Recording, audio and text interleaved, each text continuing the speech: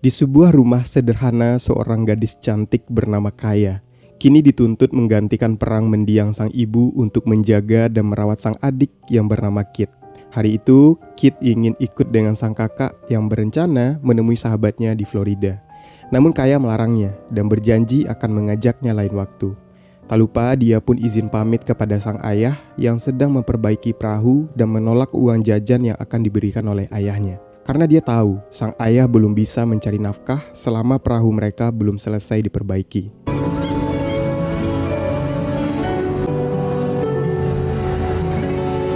Sampai di tempat yang telah dijanjikan, temannya yang bernama Tessa telah menunggunya, di mana Tessa ingin mengajak Kaya untuk pergi ke suatu tempat bersama pacarnya dan sahabat pacarnya. Tak lama mereka berjalan, mereka sampai di rumah pacar Tessa yang bernama Julian, yang sering mendengar cerita tentang Kaya dari Tessa. Diketahui jika mereka akan pergi ke sebuah pulau di Bahama, menggunakan jet ski bersama sahabat Julian yang bernama Sander, yang terlihat menyukai Kaya. Kaya pun bingung dengan ajakan itu, karena jika dia pergi, tak ada yang mengurus keperluan adik dan ayahnya di rumah. Namun Tessa terus membujuk sahabatnya itu hingga Kaya terpaksa ikut. Sebelum berangkat, Kaya terlebih dahulu video call dengan Kit dan menceritakan rencananya hari ini pada sang adik dan mengatakan jika dia akan pulang telat hari ini. Setibanya di dermaga, Julian yang juga seorang konten kreator menyapa penggemarnya, menjelaskan tujuannya hari ini serta mengingatkan pada para viewersnya untuk tak coba-coba melakukan hal yang sama jika belum profesional seperti mereka berdua.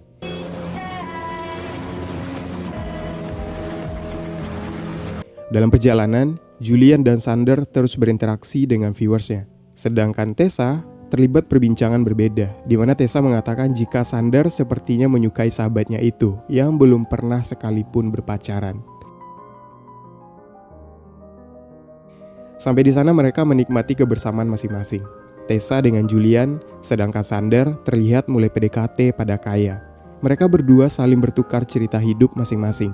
Dan saat Sander tahu jika Kaya masih jomblo, semakin dia bersemangat untuk mendekati Kaya. Terlebih saat dia tahu kalau Kaya yang harus menggantikan peran mendiang ibunya untuk mengurus pekerjaan rumah dan menjaga adiknya. Membuatnya semakin jatuh hati pada gadis tersebut. Kaya pun perlahan mulai terpikat pada Sander dan mulai terbawa suasana romantis di pulau itu. Puas berenang, mereka melanjutkan kembali perjalanan mereka ke pulau berikutnya. Dengan jiwa muda yang dimiliki mereka membuat tak berpikir panjang saat memacu jet ski-nya dengan kecepatan penuh dan tiba-tiba.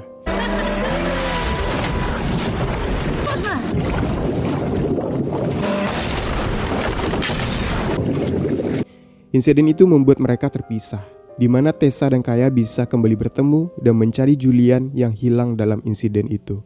Setelah Julian tak juga ditemukan, tapi mereka berhasil menemukan Sander yang tak sadarkan diri. Tessa dan Kaya tak sadar jika ada darah yang keluar dari kaki Sander yang terluka, di mana dari kejauhan seekor hiu pun mulai mendekat. Beruntung ada kapal penangkap ikan yang berlayar tak jauh dari mereka, sehingga mereka bisa terhindar dari ancaman hiu dan bahaya lainnya.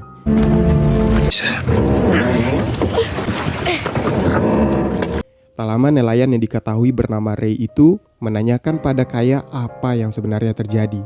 Di mana Kaya menjelaskan jika dia dan teman-temannya mengalami kecelakaan jet ski dan ada satu temannya yang masih hilang di lautan. Ray menjelaskan jika seseorang hilang di lautan lebih baik dianggap saja dia sudah tewas, karena sulit bertahan hidup di tengah laut dengan struktur laut yang sangat dalam dan memiliki arus yang kuat. Kaya meminta Ray untuk menghubungi bantuan agar Sander bisa segera mendapatkan penanganan medis, mengingat lukanya yang cukup parah. Setelah Ray berlalu pergi, Tessa mengatakan jika dia akan mengambil air minum untuk mereka.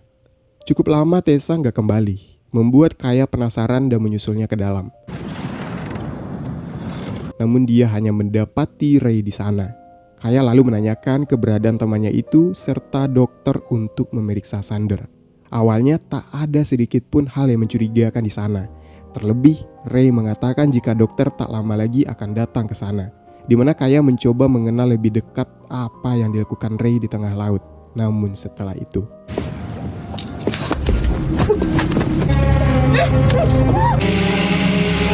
Rupanya ada maksud tersendiri dari niat baik Ray menolong mereka, di mana Ray memasukkan Sander yang terluka pada tempat penampungan ikan hasil tangkapannya, sedangkan Kaya dan Tessa disekap di sebuah kabin. Saat tersadar, Kaya coba menghampiri sahabatnya dan berusaha menenangkannya, walau faktanya Kaya pun cemas dengan apa yang saat ini mereka hadapi. Apalagi dia tak tahu di mana dan kemana mereka akan dibawa.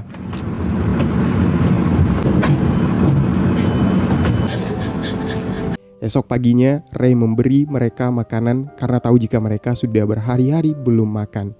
Namun mereka yang terus ngeyel menanyakan apa yang diinginkan oleh Ray. Hingga Ray yang kesal pun mengambil kembali makanan mereka.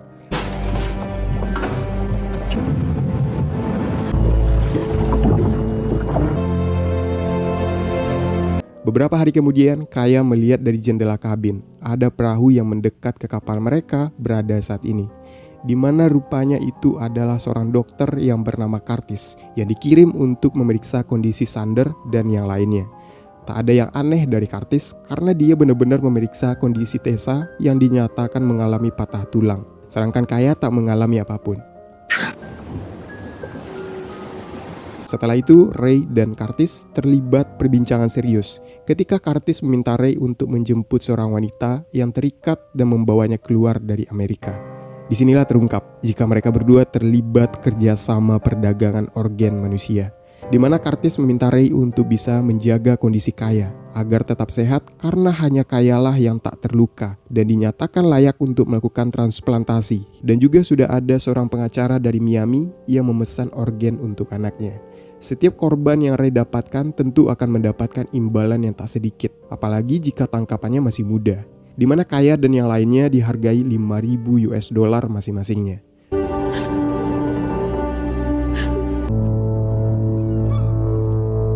Sementara itu, Tessa meminta maaf pada Kaya atas apa yang terjadi pada mereka saat ini. Namun Kaya tetap berbesar hati dan tak menyalahkan sahabatnya itu. Hingga dia pun mendengar aktivitas yang mencurigakan di luar sana, di mana rupanya Curtis bersiap untuk membedah dan mengambil organ hati dari Sander. Seketika itu, Kaya berusaha keluar dari sana untuk menyelamatkan Sander.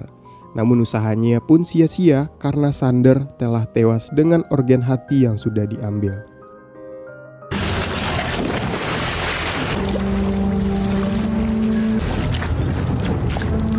Mengetahui fakta itu, Kaya dan Tessa pun hanya bisa menerima kenyataan sambil terus mencari cara untuk keluar dari sana.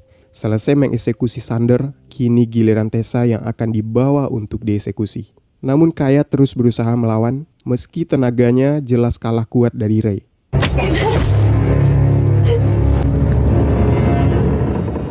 Ketika sadar, Kaya yang tak mendapati Tessa di sana pun berusaha keluar dari sana karena berpikir jika Tessa pasti akan bernasib sama seperti Sander. Ray dan Curtis pun terlihat sedang bersiap untuk membedah Tessa, seiring dengan usaha Kaya untuk keluar dari kabin tersebut. Dengan susah payah, Kaya pun berhasil membuka katup kabin dan bergegas mencari Tessa dengan menyusuri setiap kabin secara hati-hati.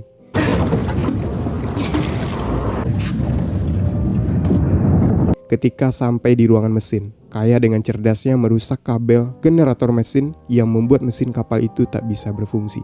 Tiba di ruangan kontrol navigasi, Kaya melihat dari jendela jika Tessa akan dieksekusi. Sehingga dia pun mencoba untuk meminta bantuan melalui radio satelit. Sayangnya benda itu sudah tak bisa berfungsi. Tak menyerah dengan bermodalkan senapan panah ikan, Kaya secara perlahan keluar dan mendekati Tessa untuk menyelamatkannya.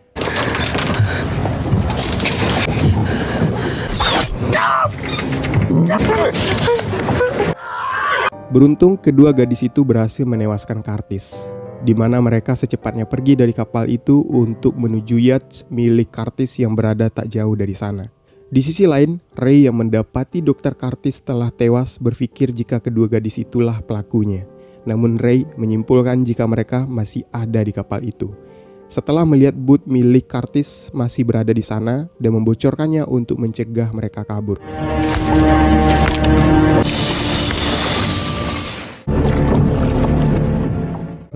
Setelah tak menemukan keduanya di kapal, Ray yang menduga mereka berenang menuju yacht milik Curtis pun langsung mencoba menghidupkan mesin kapalnya. Dan setelah berkali-kali mencoba, dia pun yakin ada yang tak beres dengan mesin kapalnya itu.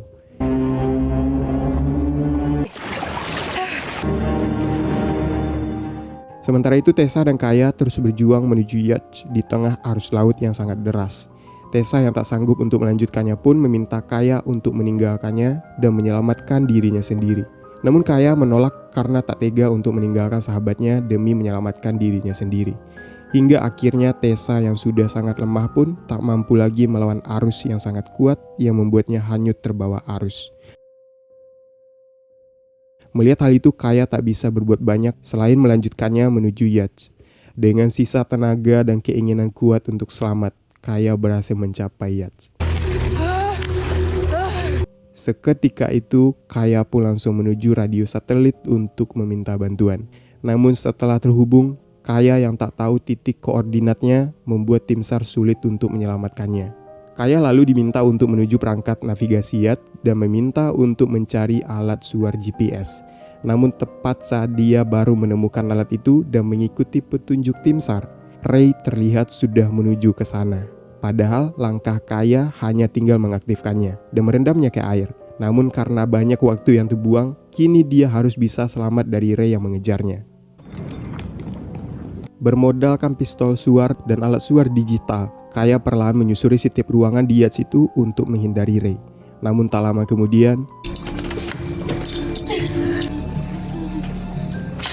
dengan luka tusuk pada perutnya, Kaya berusaha tetap bertahan hidup dan mencoba bangkit dan tiba-tiba Kaya berhasil membuat Ray terkapar oleh pistol suar yang tepat mengenai kepala Ray. Kali ini, Kaya harus berjuang menuju tepi yacht untuk merendam suar GPS agar benda itu bisa berfungsi. Namun karena sudah tak sanggup, dia melemparkan alat suar itu, akan tetapi rupanya benda itu tak sampai masuk ke air.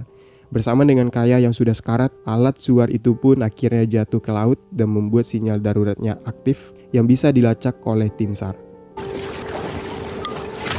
Pagi harinya, Kaya berhasil ditemukan tim SAR untuk segera dievakuasi. Namun karena kondisinya semakin kritis, Kaya diterbangkan dengan helikopter agar bisa secepatnya menuju daratan untuk pertolongan selanjutnya. Beberapa saat kemudian, tim SAR menemukan Tessa yang masih dalam keadaan hidup dan segera dievakuasi ke darat. Sampai di sana, ayah Kaya yang baru datang itu tak kuasa melihat putrinya dalam keadaan sekarat dan dipenuhi luka. Bersama dengan itu, helikopter yang membawa Tessa pun sampai, di mana kedua sahabat itu hanya bisa saling pandang seolah tak menyangka jika mereka bisa selamat dari peristiwa tragis dan kekejaman orang biadab yang nyaris merenggut nyawa mereka. Nah, seperti itu lalu cerita dari film Dead Sea. So, coba tuliskan di kolom komentar bagaimana menurut kalian tentang pembahasan kali ini. Dan jika kalian suka, jangan lupa berikan like-nya. See you di Setiawan Tempo Video, and until next time.